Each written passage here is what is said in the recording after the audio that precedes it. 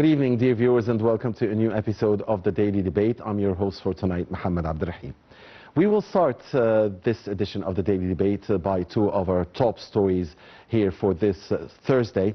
As His Excellency President Sisi met Prime Minister Dr. Madbouli, the chairman of the Suez Canal Economic Zone, Walid Gamal-Eddin, and the acting chairman of the Administrative Control Authority, Amr Adil Hosni.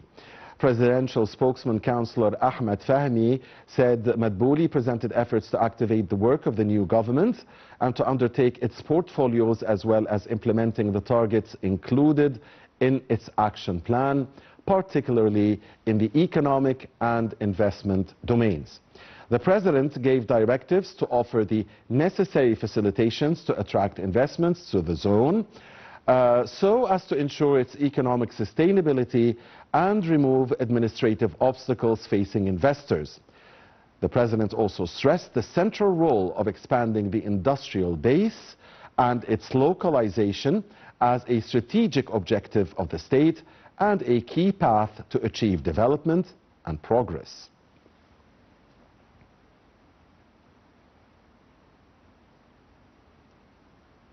Also on Thursday, a parliamentary committee formed to study the new government's program for the years 2024 to 2027 recommended granting a vote of confidence by majority to the cabinet.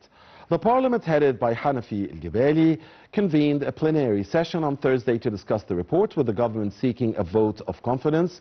Earlier, the committee, headed by Deputy Speaker of the House of Representatives Ahmed Saad-Eddin, issued a report on Tuesday detailing its view of the government's multi-axis program covering political, social and economic objectives. The report also included recommendations to ensure the effectiveness of these objectives.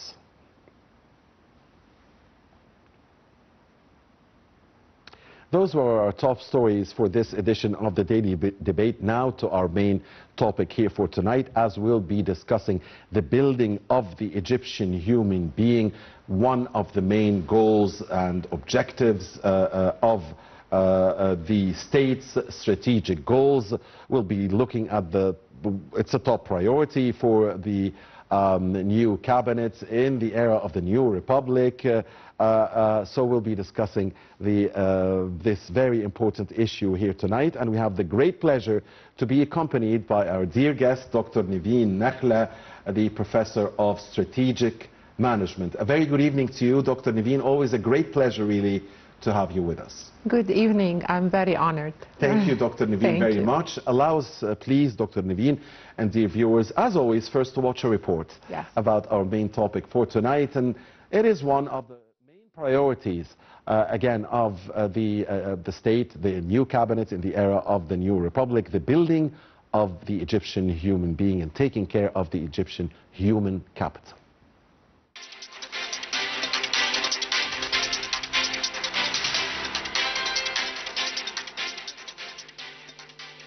Egypt's 2030 vision for sustainable development is based on 4 guiding principles to achieve its goals and targets, with a belief that human-centered development is key to the success of any development process, and that the vision's realization will not be possible without achieving equity and accessibility. The vision also identifies 7 enablers that are necessary to achieve sustainable development goals effectively and efficiently by 2030. These strategic goals unfold into 32 general goals that complement one another and align with the state's priority towards developing the Egyptian citizen. The first strategic goal: improve Egyptians' quality of life and raise their living standards, adopts the fundamental components for a decent and dignified life. These include poverty eradication, food provision, access to distinct health services, quality education systems, access to adequate housing, and enriching the cultural and sports life of the Egyptian citizens. As for the second strategic goal, social justice and equality, aims to reduce the gender gap, provide social protection and achieve inclusion and equal opportunities, thereby reducing disparities among social groups, especially the most vulnerable and in need, including women, children, youth, persons with disabilities, and the elderly. Additionally, it focuses on promoting spatial and regional development to bridge developmental gaps between geographic regions.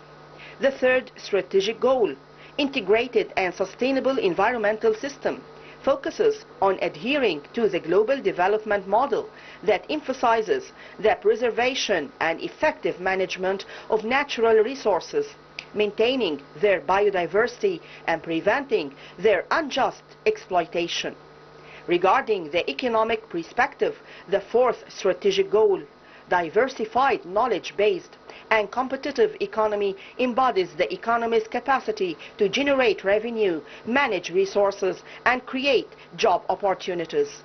These efforts are part of a broader framework aimed at enhancing labor market efficiency, elevating the skills and proficiency of the Egyptian workforce, boosting competitiveness, fostering innovation, and transitioning towards a cashless society.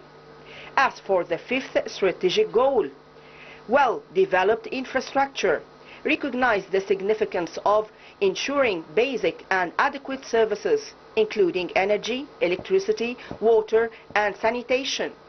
It underscores the importance of establishing secure and sustainable transportation systems, be it through the Suez Canal as a waterway, the utilization of electric traction within the railway network, or the development of a comprehensive network of roads, bridges, ports, and airports. The sixth and final strategic goal, governance and partnerships, embodies the comprehensive plan for institutional development under the rule of law.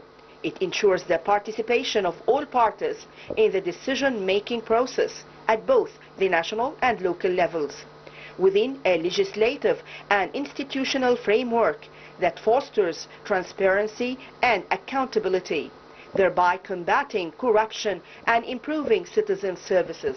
This entails enhancing human capabilities and promoting a shift in societal culture and administrative behavior.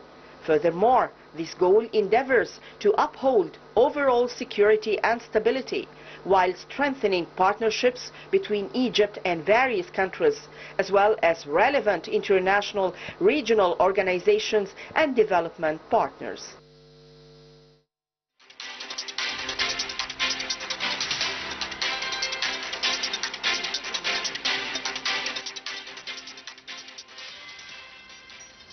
Welcome back, dear viewers, and many thanks to Manal El-Ebiadi for this report.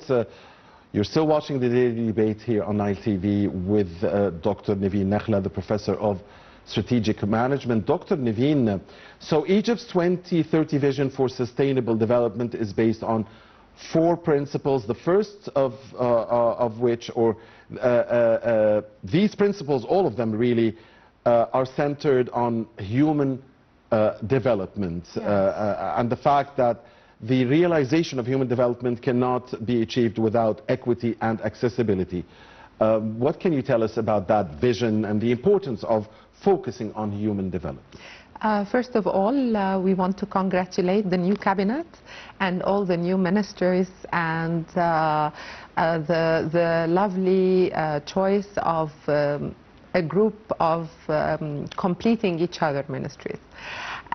Regarding the vision, Egyptian Vision 2030, human development is the main focus for our coming few years. And of course this because our asset are the youth, and our asset is the human capital. And we are a youth population. Youth population. Our median age is 24 years old. The median age of Egyptians, you're talking about around 65% of the Egyptians are young population. So this is very important, the human personality and the human capacity building of the population and of education, awareness, in all pillars for human development and building capabilities. Indeed. Yeah. A lot is being acted and taken from different perspectives, as we saw in the lovely report, and from different ministries and from different initiatives. We have the Ministry of Youth, a lot of initiatives for capacity building and for training. The Ministry of Development and Planning, they have RWED initiative. They have a lot of initiatives for youth and for capacity building. We have the Ministry of Communication and IT. They are doing great, the NTI, great summer programs for capacity building and for vocational training and for technology, artificial intelligence, cloud, web, name it. We'll be continuing, Dr. Neveen, but allow us, please, and allow the viewers to go to Adhan al-Isha, or the call for al-Isha prayer. Then we'll come back and continue our discussion.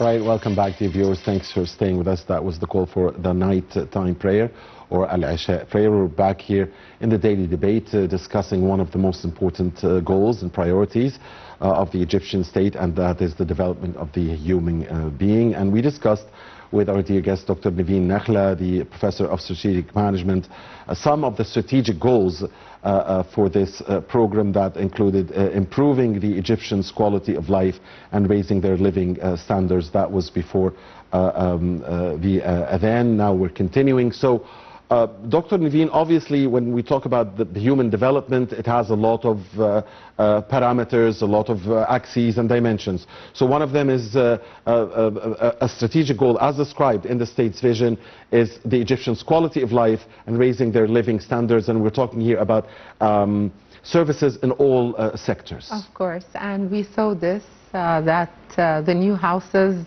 moving rural areas and moving people living in places were not well established, not having all the services for a decent life. They are all moving to new, very nice areas, very well designed, green, clean, with all the services, sewage, water, clean water, even libraries, even playgrounds for the youth and for the kids. So this is part of human development, and to live in a decent and in a good place, even the eyes, the vision. Indeed. And some of these services, of course, include very importantly services in the health sector or the education sector. Of course. We saw even in our classrooms, a few years ago, the classrooms of the children, it was containing a lot of children in one class. This is not available anymore.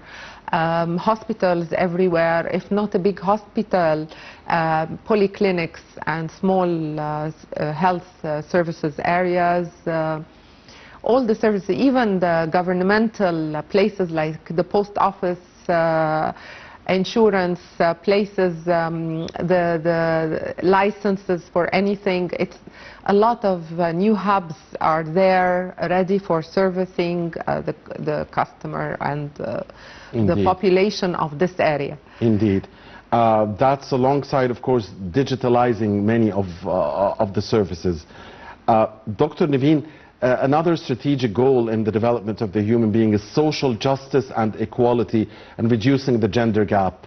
What can you tell us about that? Of course, we're living the golden era for women and ladies of Egypt, because the gender gap now, I don't see it at all in Egypt. A lot of initiatives for women, a lot of positions and decision-making positions for women. Women are taking the lead in a lot of governmental and non-governmental organizations. We're seeing women governors now. Exactly, and it's not like a few years ago we were saying the name of two governorates, governors, or just a few ministers, or ministers, governors, parliamentarians, judges. And also assistant, vice, a lot ambassadors, and Egyptian women proved their place. They are very powerful and very knowledgeable and very capable, educated and capable. And I think now we exceeded the number of PhD holders. Women of Egypt now exceeded the number to men. Wow. So that's an amazing statistic, by the way. Yes. So we don't have a gender gap anymore. Also equality to minorities and disabled, and a lot of different education, vocational training, vocational education, technical education. So, and when we talk about social justice, there's also, this has to do, I think, with like social protection programs as well, exactly, which protect the poorest of the population. We saw in the last few days a lot of takaful and karama. A lot of more people are going to be added. Yes, solidarity and dignity. Solidarity and dignity program of Egypt of supporting underserved and needy people. And I really worked once with close to this program. And if you see how people are chosen into this program and the amount of governance and the amount of checking and making sure that it is only for the really needy people. And with the digitalization of all the system itself, the digitalization of the social solidarity database, it's making things very ethical and very controlled. Because who is underserved is the one in this program and not in another program at the same time. So things now are very well organized, very well seen and planned and monitored. Very well. Also, even the social solidarity, if we're talking about the social support, the NGOs working in Egypt now with the digitalization and with the big umbrella of the head of the union, it is very regulated, and each NGO, they know very well the sector they are serving and the place they are serving, and they are completing each other. An integrated effort. Integrated effort, and no place is taking all the support while other places are not seen, are in the blind area. No, now everything is like on the radar, everything is plotted, and everything is served. And I assume this is happening, Dr. Neveen, by the government, the NGOs and the private sector, right? I mean, again, integrated effort between even the three major players. Of course, and the social society. The civil society. Civil society. Yes. Yeah. Okay, Dr. Neveen, third strategic goal, integrated and sustainable environmental systems. So what can you tell us about the importance of, having a sustainable environmental system? This is very important worldwide, not only in Egypt, and all government and private organizations are very aware of the environmental issues, and this is very strategic because we saw the global warming all over the world, how it's taking place very toughly. But it's too fast, really. Things are happening too fast. Yeah, but scientists have been screaming for years and years, and the community was not really aware, but now everyone is believing now. Yeah. Everyone is believing. So it is not only in the weather, it's not only in global warming, not in carbon print, It's also in the management of waste, in the management of recycling, in the taking care of the hazards of plastic, for example, using recycled paper and a lot of things. And it is not luxurious anymore. It's very essential, and this is very strategic, and Egypt is taking very serious steps toward this. And after a while, we will not be able to export our products if they are not following the international environmental strategic ways and rules. Right. Yeah. And may I add that Egypt also, I believe, is playing a leading role globally when it comes to combating global warming and climate change. We saw that in COP 2027. COP 27 in 2022 here in Sharm el-Sheikh, and Egypt is always taking a leading role globally in this issue. Dr. Neveen, also another strategic goal regarding the development of the human being, our main topic here for tonight, is having a diversified, knowledge-based and competitive economy. Yes. Because this will help, again, building the human being and for a better life for all. And for our future, we saw a lot of technical universities, vocational training, summer training for the people of the university on a lot of programs, a lot of technical things, and this is very important for the human development and the personality of Egyptians to follow the international and to lead, to take the lead. Indeed. This would help definitely create jobs, serve key sectors like the industry, the agricultural sector, and others. Now, the fifth out of 6 strategic goals is the well-developed infrastructure. Yes. Which recognizes the significance of ensuring basic and adequate services. And of course, infrastructure is something that lives for the future. Not only for future generations. Yeah. And we've seen Egypt going on mega infrastructure projects for 10 years now or more. I would link that to the quality of life of Egyptians. If 120 million Egyptians is living on 7% of the land, which was the case a few years ago, today we are doubled the size. If you are living without the infrastructure and the roads and the bridges between cities, how can you trade? How can you encourage investment? So it's a whole strategic vision 2030, and the whole strategic vision for the new government, the new Egypt, to have the new cities, smart cities, everywhere. There is electricity, water, sewage, transportation, railways, the fast train, everything. All this is connecting the country and connecting also, I would link it to the strategic goal which is before it, which is equality. Because if at past days the villages were not getting the same quality of life like the city, but now with everything is connected with the internet, fiber optics, fast internet, fast trains, clean trains, buses, public buses, everything is connecting Egypt and making quality.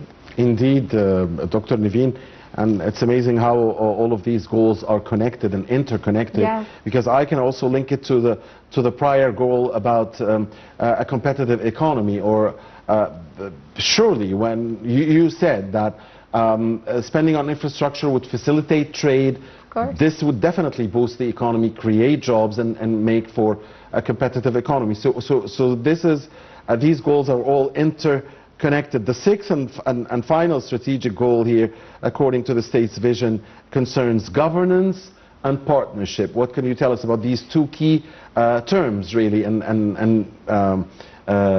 meanings? I mean, governance, the importance of governance, and partnership. Governance is very important because it is responsibility and accountability. Who is responsible for what, and where is the borderline of my responsibilities and accountability? If you don't put the strategic plan very governed and very broadly stated, transparent. This is it will make things not happen on the ground, because every minister or every part of the government will not know that this is their role. But stating who is who and who should do what, it gives accountability, and it gives also, like in the business we do the ROI, return on investment. You do the KPIs, the key performance indicators. How am I going to measure my success? This is one thing. The other thing is partnership. Partnership, we saw Egypt partnering with all countries around the world.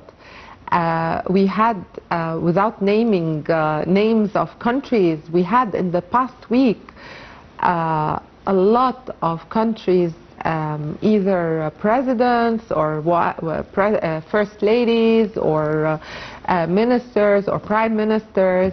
They are invited to Egypt, they visit, they see the investment opportunities, they enjoy the weather, everything. So partnership with a lot of NGOs, international NGOs and international organizations, American, European, Japanese, Chinese.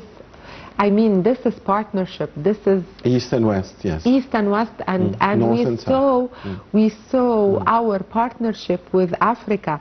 We saw the great AFCFTA agreement, the African Free Trade Continental Agreement, the Guided Trade Initiative. All these are partnership.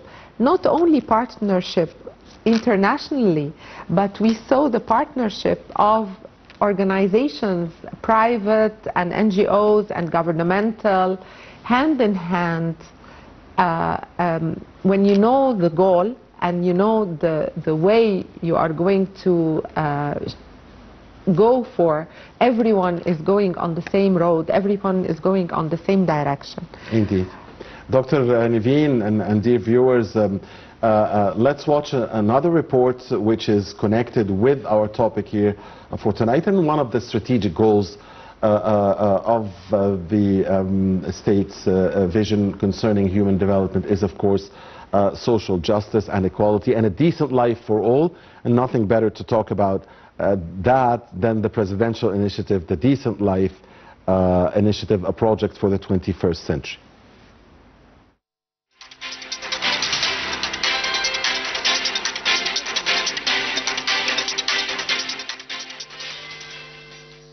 The Decent Life Presidential Initiative is a multi-pronged and integrated initiative launched by President Abdel Fattah el-Sisi in 2019.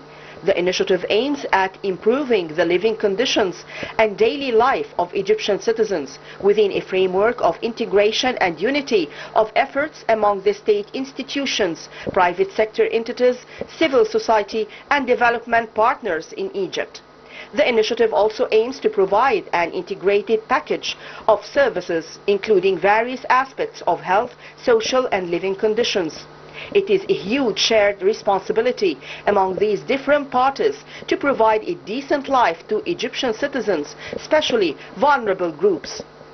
The target groups of the initiative are the neediest families in rural communities, seniors, persons with disabilities, PWDs, female breadwinners and divorced women, orphans and children, unemployed youth and volunteers.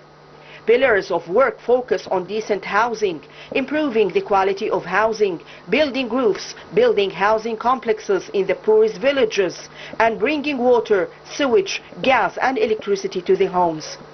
Infrastructure, establishing micro-enterprises and activating the role of productive cooperatives in villages. Medical services, building hospitals and health units, equipping them with medical devices and providing healthcare services through medical staff.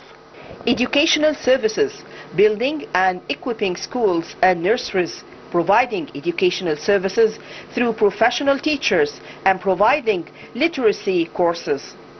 Economic empowerment, providing training opportunities through micro, small and medium enterprises, MSMEs, establishing industrial and craft complexes and providing job opportunities.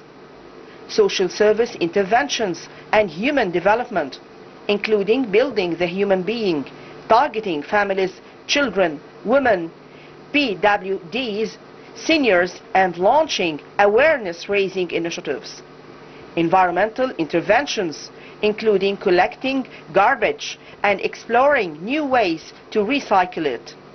The UN considers this initiative to be one of the best in applying programs for sustainable development worldwide, based on international standards for fighting poverty and gender equality.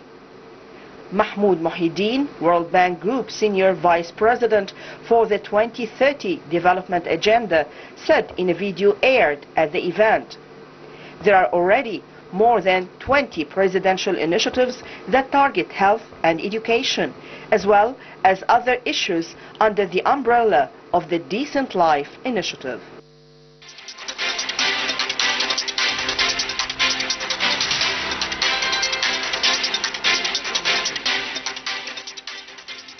Welcome back again, dear viewers. Thanks again to Manal Al-Ibyari, and you're still watching the Daily Debate with Dr. Neveen Nakhla, the Professor of Strategic Management. Dr. Neveen, we saw in the report a detailed a look regarding the presidential initiative, Decent Life Initiative. Talk to us about that and about other very important initiatives that we've seen in Egypt over the course of the past few years that have made the lives of Egyptians a brighter life. As we saw in the report, that Decent Life Initiative is not a normal initiative. This is one of the hugest, it is the hugest initiative to service humans in the world. It is aiming at serving 60 million Egyptians. In the first phase, around 1,600 villages have been served. And we saw the infrastructure, we saw the hospitals, we saw the schools, we saw the services done, the clean water, the sewage, the electricity, fiber optics. We saw a lot of infrastructure put into these villages. The villages were underserved and were full of needy people.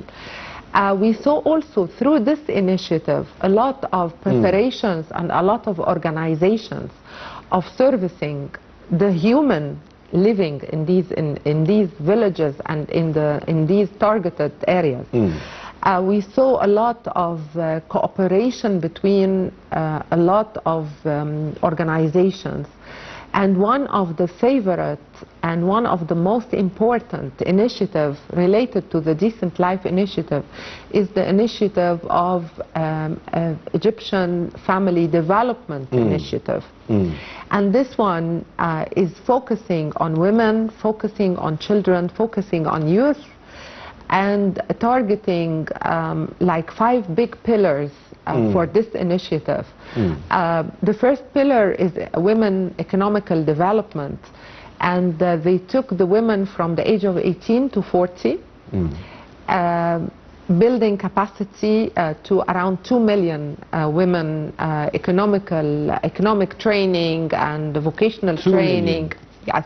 2 million, that's a big number. Yes, and this is through a very organized, they call them ladies in each village. They are like, they took the TOT to service amount, so it is, you know, it trickles down. Trickles down in a very systematic, very organized, very monitored way to assure that the quality of training and the quality of service is really given. Also, we saw the pillar of supporting young women that are in the age of marriage and young men in the age of marriage a lot of, like they did health hubs for them in these villages to support family planning, to support women before getting married at the age of marriage, but before getting married, to train them what are they expected to know and to learn. So it reduced. That's why men of religion are part of this initiative or this program. Because in the past few years we saw a lot of divorces from young youth, and this the studies say that this is because of the expectations. The ladies, they have expectations, and men, they have other expectations, and they are not aware of the responsibility of building a new house. So this initiative made a lot of awareness, a lot of culture, a lot of advertising and giving messages. This is like the third pillar, giving messages to the families, the young families, very clear messages, how to raise the kids, what to eat, what not to eat. Keeping a healthy life. A healthy life and healthy kids, and also supporting in the, as we said, in the family planning, very strategically, and in the education of the kids, education of the newborn, and their health. A lot of things this initiative is doing, from, as we said, economic, health hub. And you mentioned the 2 million women on project management, and I can read here there's also 1 million female-led micro projects. Exactly. 1 million. Yes, that's a huge. That's a huge number. This is all in cooperation with the Decent Life Initiative, with the digitalization of the data of who you are serving, who the Social Solidarity Ministry is serving, all together with the women NGOs, the National Women Organization. So it's all integrated together, and everyone is served with their real need. So a lot of need assessment is done, and a lot of TOT to have women reliable and educated and knowledgeable to pass the information and the education to the others. All right. On this bright note, dear viewers, we've come to the end of this episode. Our time is up. On behalf of you, we thank very much our dear guest with us here in the studio, Dr. Neveen Nakhla, the Professor of Strategic Management. Always a great pleasure having you. Pleasure is mine. Thank you. Thank you, Dr. Neveen. Thank you, dear viewers, for watching us. Please stay with Nile TV.